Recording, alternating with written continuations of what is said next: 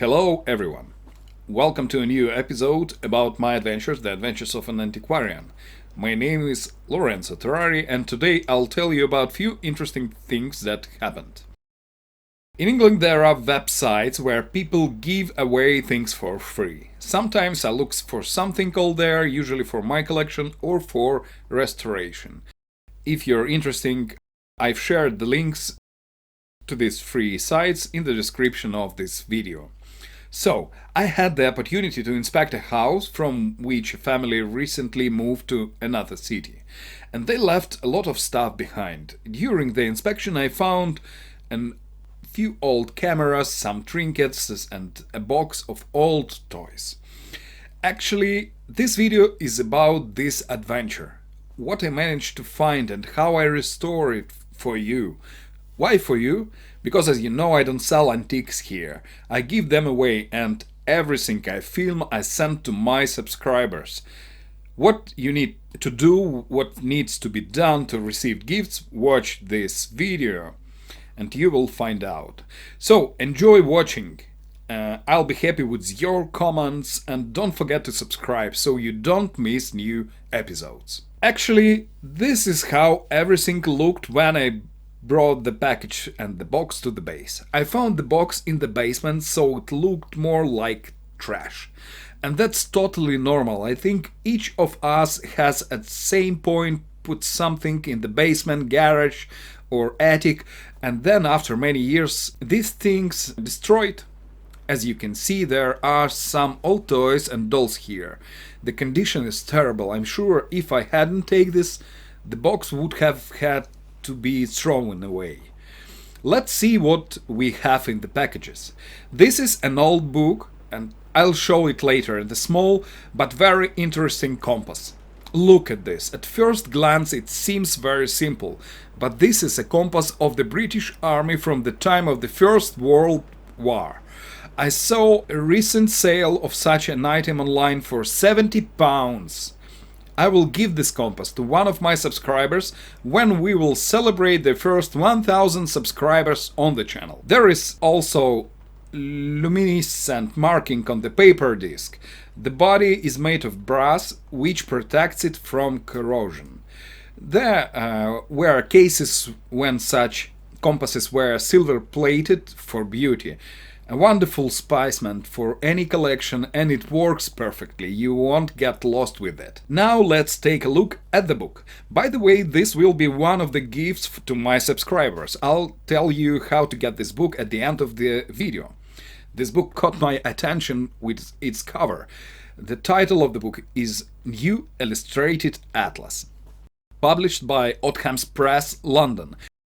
This atlas has been printed in 1945 and it's interesting because the book shows the map of the borders of Asia and Europe with the country borders for March 1938, but other countries and regions with borders as of the time of publication. The thing is, by the time of publication, World War II was already ending, and in the middle of March 1938 the annexation of Austria took place, but it's not shown on the map here. There are also a huge number of maps with world problems and information of that time, such as world population, production, economy of different countries, losses in World War II and much more. It consists of 164 pages and has a large number of color and black and white illustrations and maps. And the cover is a work of art. The embossing with the outlines of the continents looks very nice and immediately speaks of what's inside the book. The book is valued about £15, so you will have it for free as a gift from me. Now let's talk about the second package. Second bag.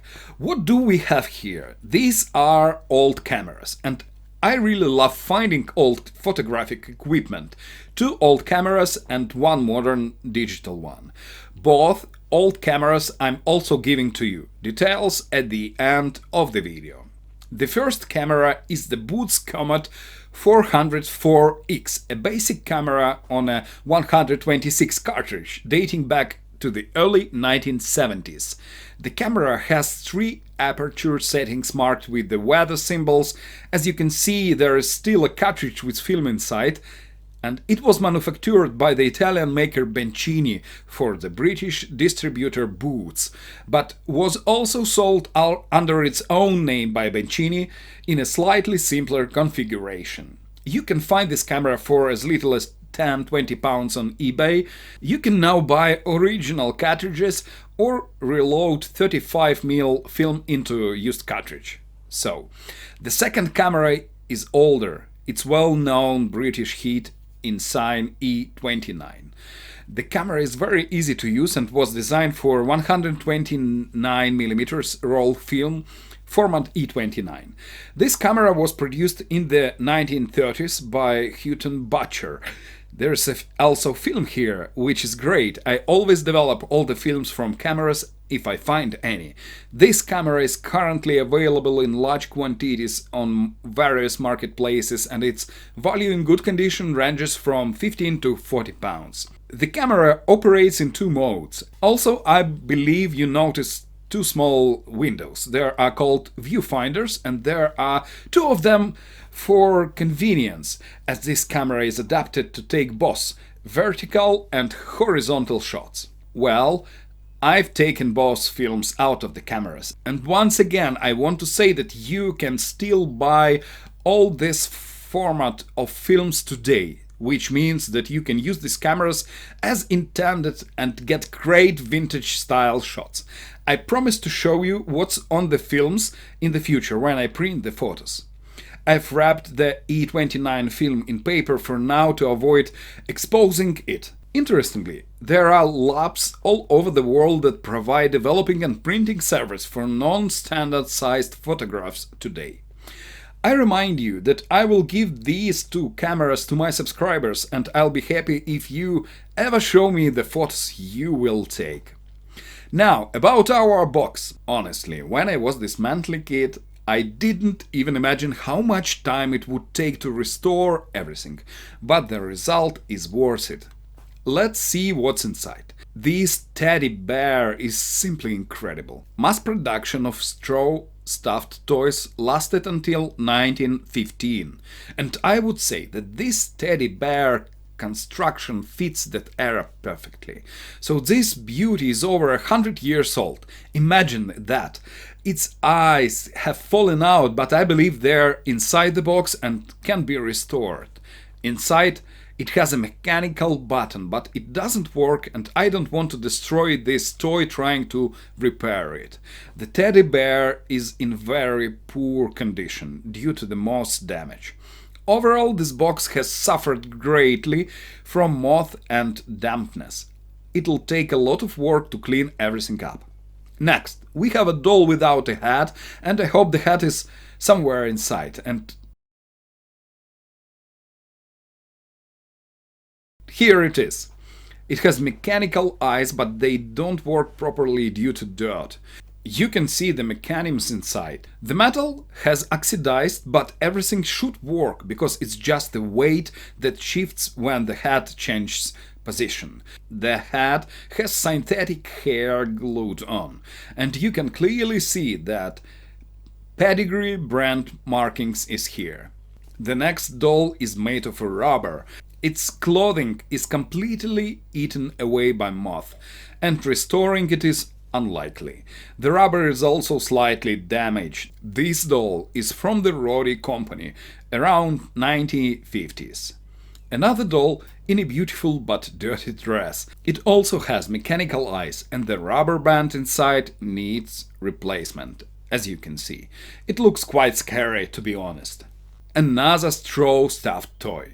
It's almost intact, but also very dirty and eaten by moth. But the fabric itself is sturdy, which is great because it means it can be repaired. Here we have a box with a set of plastic dollhouse dishes. A small doll, some fabric, and remnants of a knitted toy. Let's try to save this little dog too. As you can see, there are various parts of dolls here. Hats, hands, legs, bodies, doll clothing, and so on.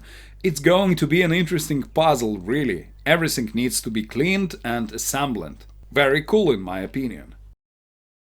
And then in the box we have, as far as I can see, various broken dollhouse furniture, accessories, dishes, and a pile of dirt. Most of the items are from the 1940s to the 1960s.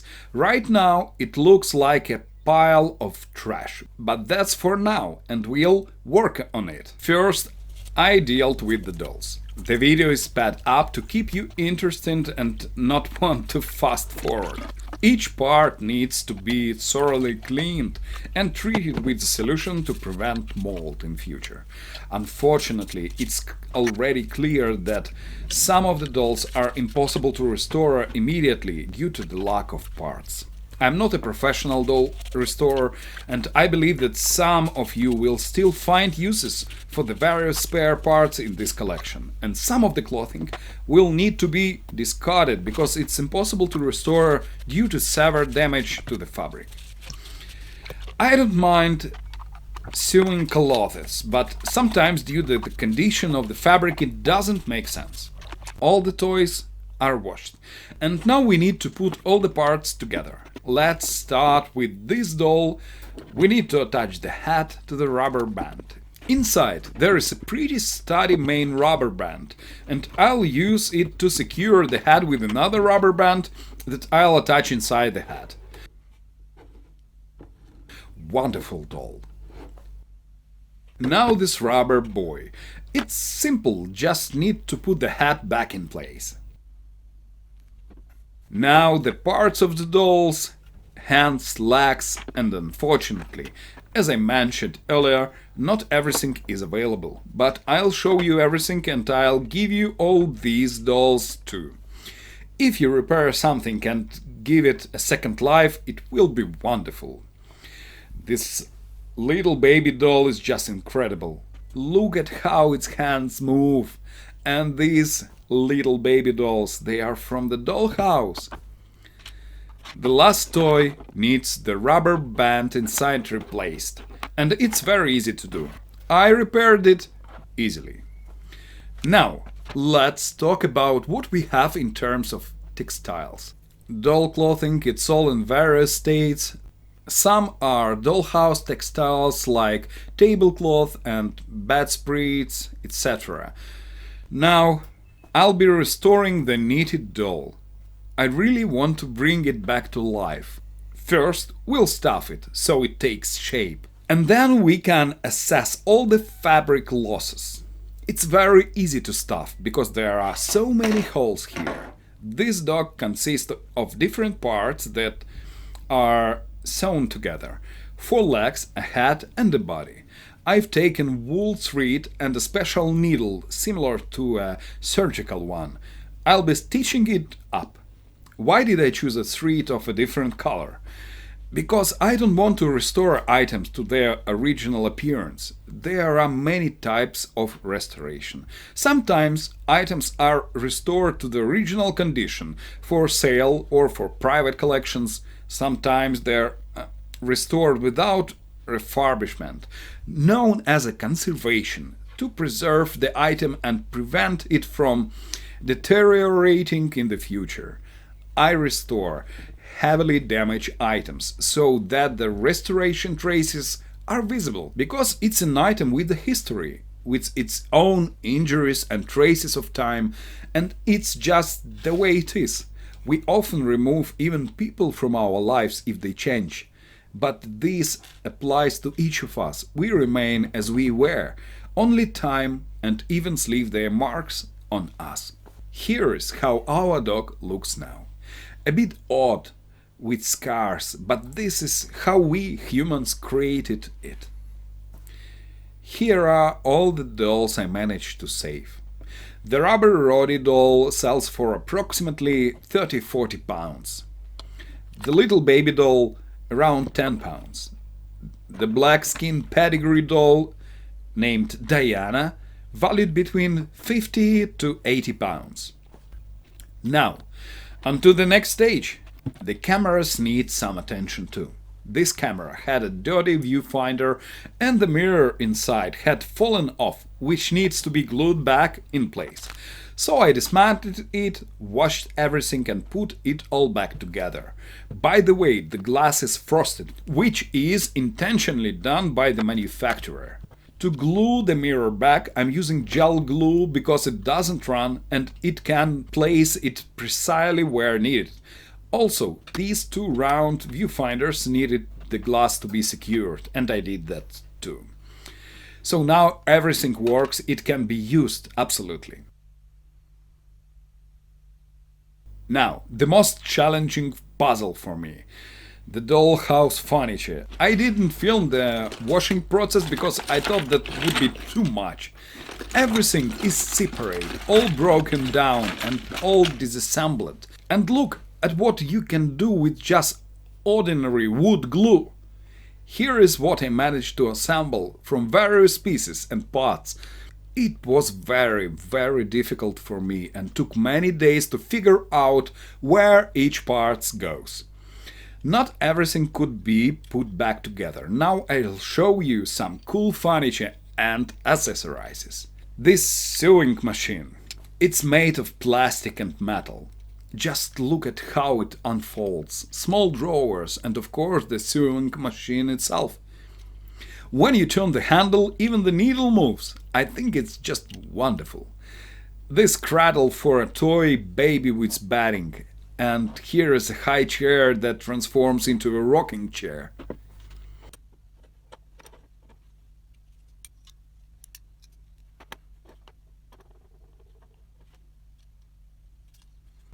And here is a washing machine with a laundry wringer.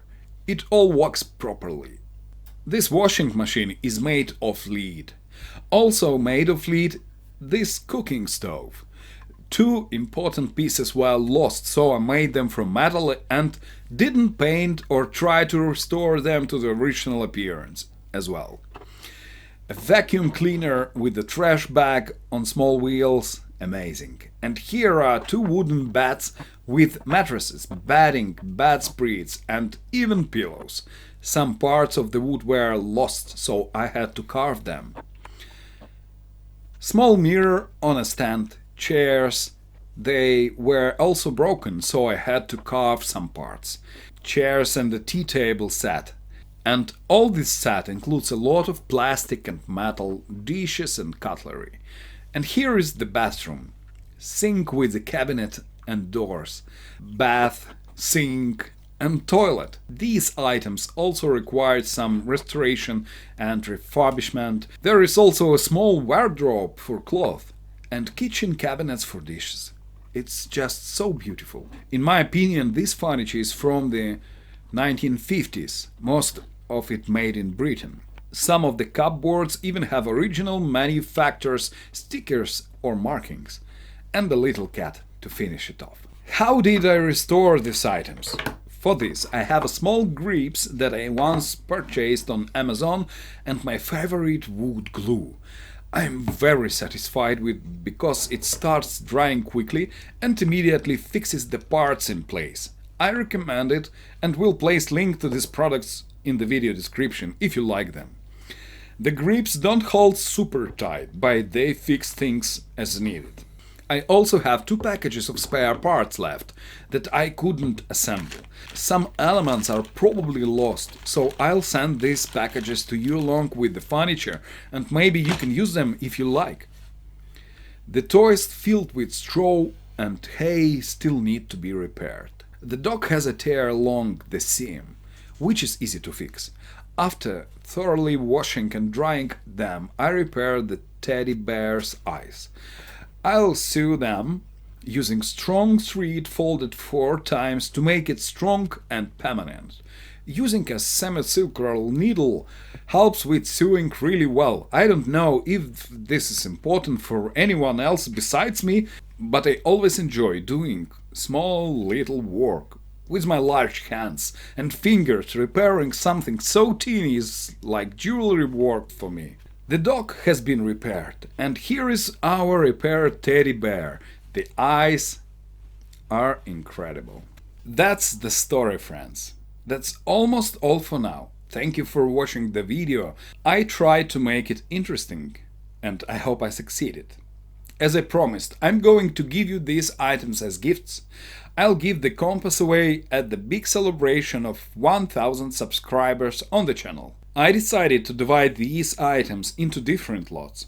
I'll give one of you a book, 2 cameras to another one, 2 toys, a teddy bear and a dog filled with straw to another one, and to another person I'll give dolls and old dolls' clothes, dollhouse furniture and unused doll and furniture parts.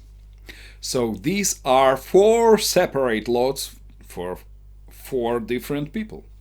To get them, you need to do a few things. First, you need to be a subscriber to my channel.